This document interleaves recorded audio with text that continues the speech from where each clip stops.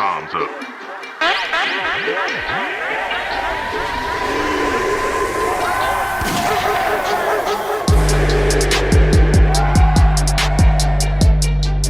Get your comms up. The Panther Comms Podcast with Timmy VO.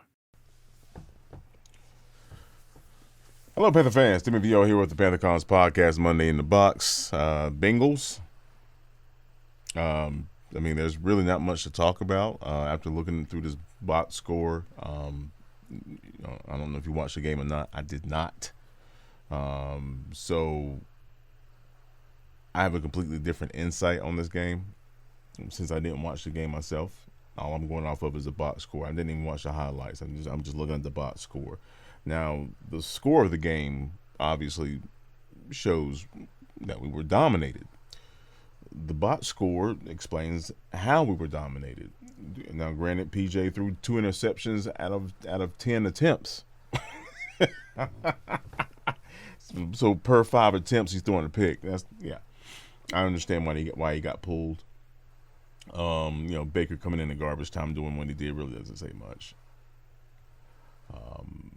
And going into this game, looking at the Bengals playing against the Browns, it is clear that the Bengals defense flies around and they are uberly aggressive. They trust each other. They have a particular mindset, and you can see why they were in the Super Bowl last year. But what you see on the screen here, obviously, is just the scoring possessions. And if you all look at the first 3 possessions by the Bengals. Now, that first possession of the game, I was listening on the radio. I had a gig yesterday. I'm an audio professional, so I travel across the state, things of that nature. But that first drive was very telling. They just did what they wanted to. But then the second and the third drive, which I did not get a chance to listen to, 10 plays, 71 yards, touchdown. 9 plays, 59 yards, touchdown. Now, granted, some of these are coming off of turnovers, I'm sure. Then the next one you have, is 5 plays, 42 yards, touchdown. But people, you can blame PJ, and I don't blame him. Obviously, he wasn't playing very well. But let's be clear about something, ladies and gentlemen.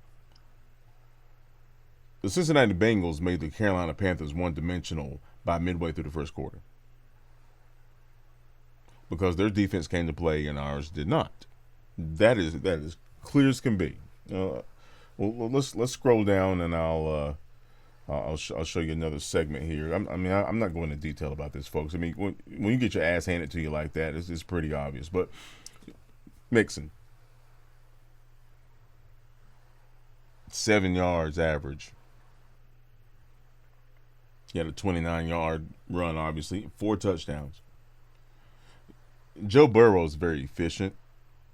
That's why his passing stats are what they are. He doesn't wow you, but he doesn't make bonehead plays, and he's very he knows the offense very well, and he knows where to put the ball and trusts his guys. 28 of 22 for 206. A touchdown. Only had 1 sack, mind you. A 109.2 rating. That's amazing. That's amazing, and again, it's all predicated on the run game. And if you look at the Panthers, obviously, hell, even Foreman didn't even have 30 yards. That's telling. That means the line of scrimmage was dominated by the Cincinnati Bengals offense. The reason why PJ looked so good, and it's funny that PJ said this too, because he alluded to this during an interview, how he talked about getting thrown into the end of a game and having to perform things of that nature. Then the defense knows you're going to pass the football. Then Baker gets in, has 14 to 20 for 2 touchdowns. But anyway, Foreman made PJ's job very easy the last 3 games. Even though we didn't win, people doing bonehead plays, things of that nature. It was clear that Foreman allowed PJ the opportunity to pass the football because he was just pounding on people. And the Cincinnati Bengals came into this game, especially on defense, with the mindset of, you're not going to run the ball on us, bro. You're going to have to beat us in the air. You're going to have to. And since Cincinnati, which is probably, I'm sure was part of the plan, since Cincinnati was able to get an offensive drive going first possession and punch Carolina in the mouth and get a touchdown off gate, and you putting stress on our offense, which is already, we like to run the football. We rely on running the football, and they didn't let us run the football. There you go. And then you add the turnovers, right? And then you add Cincinnati's efficiency on offense.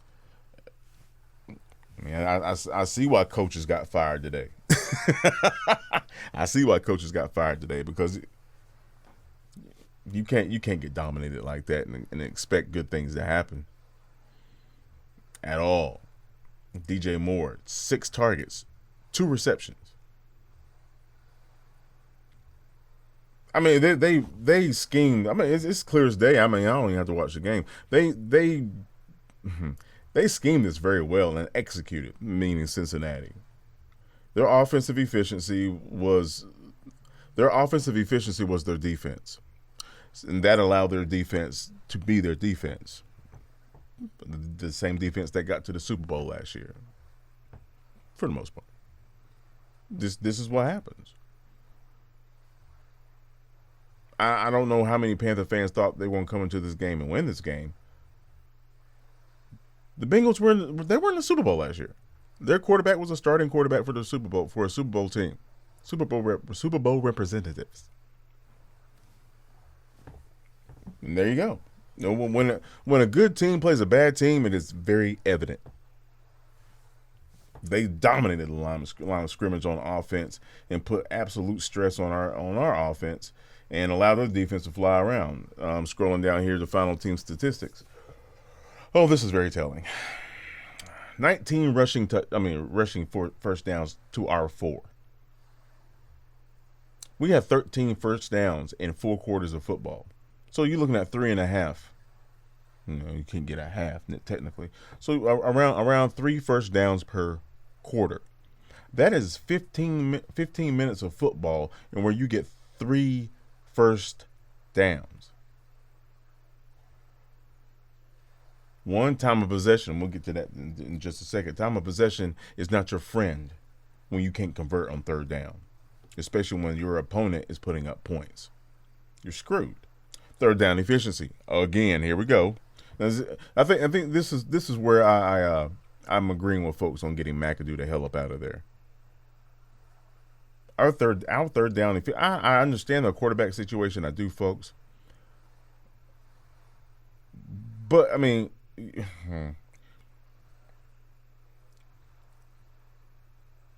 you have to be creative in scheming your guys open. And I mean, it'd be different if this 25% on third down. It'll be different if this was just a here and there thing. This has been consistent for the past 3 years. We are horrible on third down. That is nothing new. Again, is it a continuity thing? Probably. We have a new coordinator. Is it a personnel thing? Obviously. We don't have that kind of QB just yet, and we sure as hell don't have an array of wide receivers that can give the defense a headache. Accompany that going up against a defense that has a great sense of continuity and blitz schemes that can really frustrate you. You get what you get, right? 60% conversion rate on third down for the Bengals. 60%. That's defense, folks. I'm sorry. That's the way Mixon was running the football, and you giving up 6 out of 10 on third down. Your defense is not doing their damn job. 464 total net yards. 464. 464 total offensive yards. Average game per offensive play, 6.4 for the Bengals. I'm just talking about the Bengals. I don't need to tell them the Panthers. This is an explanation of what it should look like if you're a good football team. Okay, here we go. Did you know the Cincinnati Bengals only punted the football 3 times? They didn't even punt the football 1 time per quarter. 4 times. Excuse me. 3 times. 3. They only punted the ball 3 times.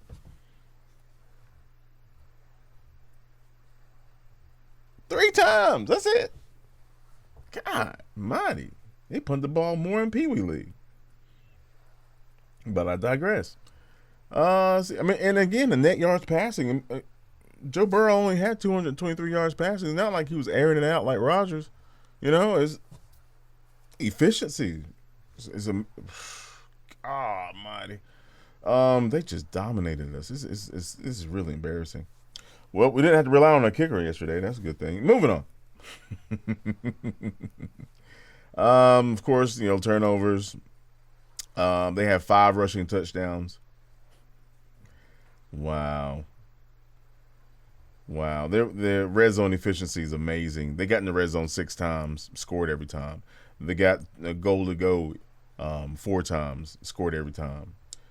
And of course, time of possession, folks. They almost had the ball 20 minutes more than the Panthers. That's over a full quarter that they had the football. No. That's not time on defense. That's almost 40 minutes of football that you're putting on your defense that's going on a short week. I'm not quite sure our defense is going to be ready for Atlanta. In fact, I dare say we might see some injuries on Thursday, or we're gonna get our lights knocked out on Thursday. I don't see how our defense can recoup fully from that much stress, and then have to fly home. Even though it is Ohio, but still, 39 minutes of offense from the Bengals. 39 minutes. That's over a full half of football. Yeah, I see why people got fired today. God Almighty, you're not going to win any football game if you give up half the game to your opponent's offense. You're not going to win any. Forget about it. Unless you're just that efficient, and we sure as fuck ain't. I'm just saying. God, 39 minutes. 39. But like I said, folks, thanks for checking out the video. I hate to be a bearer of bad news. But I know people saying it's win-win. Yeah, we keep losing. Yeah, we'll get. Yeah, but that also means that Steve Wilkes will not be here next season, and I really think he's a good thing for this team. I really do, but we do not have the personnel, nor does he have the personnel, player-wise or staff-wise, obviously, to get it done. So, you might be a win-win in terms of getting talent, but it's a lose-lose if we don't have Wilkes back. Real talk, because now you're going to have to reestablish that locker room all over again with new players. Right, you might have your leadership on the team now, but if you lose Wilkes, there's no telling what type of wheeling and dealing that Fitterer is going to do during off season. We just got absolutely dominated at the line of scrimmage, and it's a domino effect from that point. Wow. Okay. Anyway, I didn't watch the game, and I'm really not going to watch the game now. But that box score is really telling. That's really disheartening. So. Will PJ start next week? Well, excuse me. Will PJ start in a couple of days? I don't know. It's a good thing we're not playing a defense as good as Cincinnati's. But I don't care who's on the field right now. I I just want to see a better effort. And I'm afraid we're not going to see that anytime soon because it's a short week. I'm afraid we're going to lose some key players. And we don't have a bye week until like week 14 or something like that. So it's just going to be a while. And we still got to play the Saints and the Bucks again. I mean, if we're relative in the NFC South, that's fine. We're going to have to beat Atlanta and hope for the best. But we still got the Ravens after Atlanta and so on and so forth. So it's going to be interesting, folks. But hey, you never know. Cardiac Cats, Panther football. This is what it's all about. So, you guys enjoy your Monday, man. As always, I appreciate you guys watching the Panther Comms Monday in the Box. I'm your host, Timmy VO, and you guys have a great Monday. Keep pounding. Oh, God almighty. Straight slapped in the damn throat. God almighty.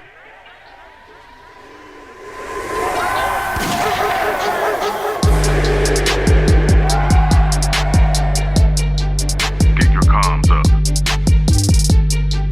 The Panther Comms Podcast with Timmy VO.